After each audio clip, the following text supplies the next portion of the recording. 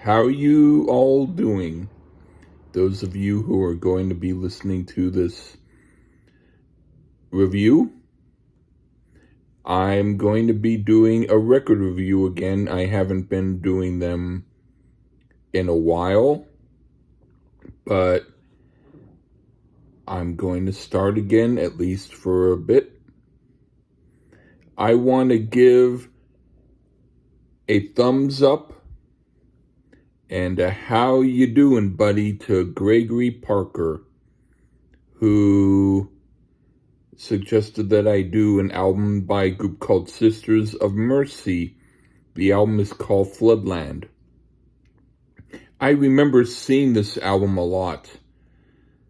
I used to go to record stores and look for albums, and sometimes I would get albums by groups who I didn't know much of, except I saw their albums a lot. So I would buy them, and then after I bought them, I would listen to them, and sometimes they were like, oh, wow, I'm glad I bought this. And this group was not one that I actually bought. This was one that if I had bought 20 of those Why Not Try Them albums instead of 10 of them, I probably would have maybe bought a Sisters of Mercy album. But as it is, I had heard of them. They were around my wheelhouse back in the day. This album, I think, came out around my early 20s. So it's not an album that I shouldn't know. It's only an album that I haven't known.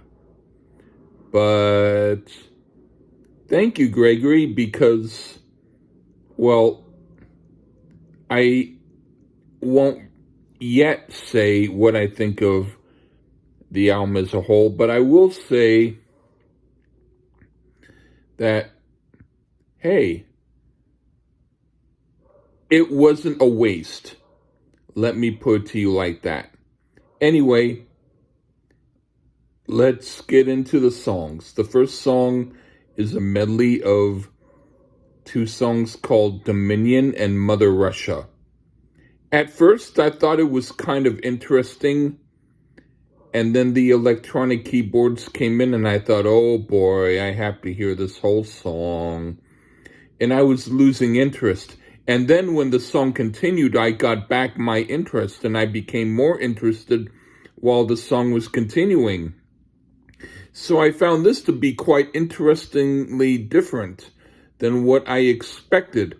I went from not so interested to getting quite interested. So I'm looking forward to the next song. The next song is Flood 1. It sounds somewhat like Public Image Limited, except for the vocals, and maybe not quite as interesting as anything that was on Metal Box. But that isn't to say it isn't interesting. It is interesting, but I feel it could have developed more a little bit to make it as compelling as the first track, but it still has its moments. And then Lucretia My Reflection. This is a great song. It took me about a couple of minutes to realize it, but then it was like, oh yes, this is the sort of stuff I was hoping I could listen to back when it first came out. This is a plus. And then 1959. This song is a trip. I won't say it's a song I would go back to a lot when I hear my favorite songs, but I will say I like the balance this song brings, and it's very poignant, and I do really like it. I do think it could have had a little bit more musical stuff going on in the middle section, But I will say that overall it did sound somewhat like something I might have thought of to write. I do give it a thumbs up and a nod. And then this Corrosion, it's a long filler track for me. I think this could have easily been cut off from the album, and it would have been better off because of it. I don't hate it, but I don't think it needed to be that long. And I think there should have been other parts to it to make it better. And then for Flood 2, I do like it. I might not like it as much as the first Flood titled selection, but I like it well enough. I think the group so far has potential, but they seem to want to rely more on the electronics instead of their song ideas. I could be wrong, but at least in some cases, I believe it could be true. I look forward to hearing things not quite as predictable from them. And then, Driven Like the Snow. It was enjoyable. I do think it also mimics some of the other songs in structure to the point where I think, okay, I know what this group does. But I do also have to say, it would be a good song to hear if someone needed to wash dishes or do scrub work on walls. It has that I'm busy element to it, so I give it a 7 out of 10. And then Neverland, a fragment. It's really good and it works, but it feels like a small piece of something in which we would like to hear the whole thing. It's like if someone is offered a piece of candy, but is allowed to take one bite of the candy and then has to give it back. So it's good, but a bit of a cheat. But then there were some bonus tracks, and I figured, why not do the bonus tracks? I ordinarily don't. I was reviewing the album according to the original vinyl release, because that's basically what I do. That's my usual stock and trade. But in that case, I found, since I hadn't heard anything by this group before, or at least I didn't think I did, I figured, what's a few extra songs? I might as well hear the bonus tracks this once, at least.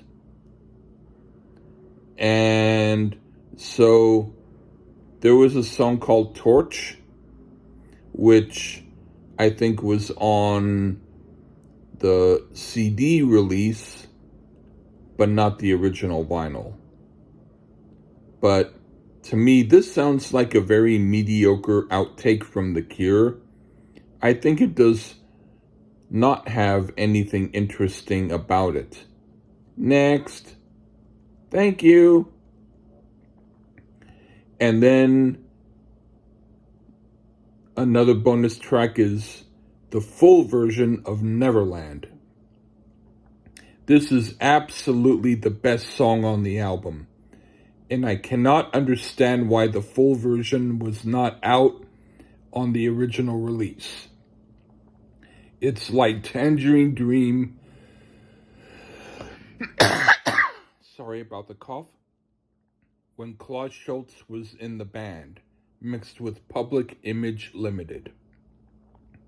It's a wonderfully great tune, and I totally think it would have made the album much better with the full version included. And then a song called Colors. It's a cool song. It could have replaced one of the other songs that was officially on the album, but it also works as a bonus track. I give it a thumbs up. And then Emma. Great song. One of the best on the album. I wish it could have been on the album proper because it was better than one or two of the songs that were on the album. But nevertheless, I dug listening to it. So I want to say thank you, Gregory, for mentioning this group because I knew of them, but I hadn't listened to them. And now that I did,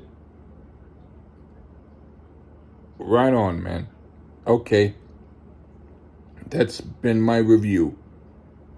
Okay, cheers.